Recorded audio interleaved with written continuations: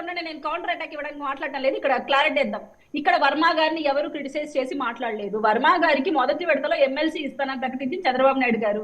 So Janasena పార్టీలో పవన్ కళ్యాణ్ గారినో ఇక్కడ criticise చేయడానికి లేదు. కానీ కొన్ని ఫేక్ అకౌంట్స్ పెట్టుకొని మాటికి జనసేన పార్టీని టార్గెట్ చేస్తూ అక్కడ ఏదో జనసేన పార్టీని కుట్ర చేస్తున్నట్టు మాట్లాడడం కరెక్ట్ కాదు. ఇది ఎవరు కూడా పవన్ కళ్యాణ్ గారిని ఆపాదించి మాట్లాడకూడదు. ఇక్కడ పిఠాపురంలో పవన్ కళ్యాణ్ గారి గెలుపు కీలక పాత్ర పోషించింది జన సైనికులు, వీర మహిళలు, అక్కడున్న జనసేన పార్టీ సింపదైజర్స్.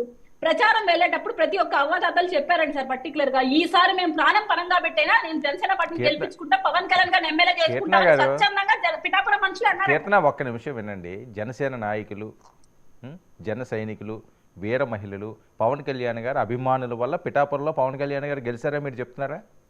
ఎవరి పాత్ర లేదా? ఎవరు ఓట్లే లేదా? తెలుగుదేశం పార్టీ వాళ్ళు ఎవరు హెల్ప్ చేయలేదండి, బీజేపీ వాళ్ళు ఎవరు చేయలేదండి, అలా ఎలా మాట్లాడతారండి? అందరి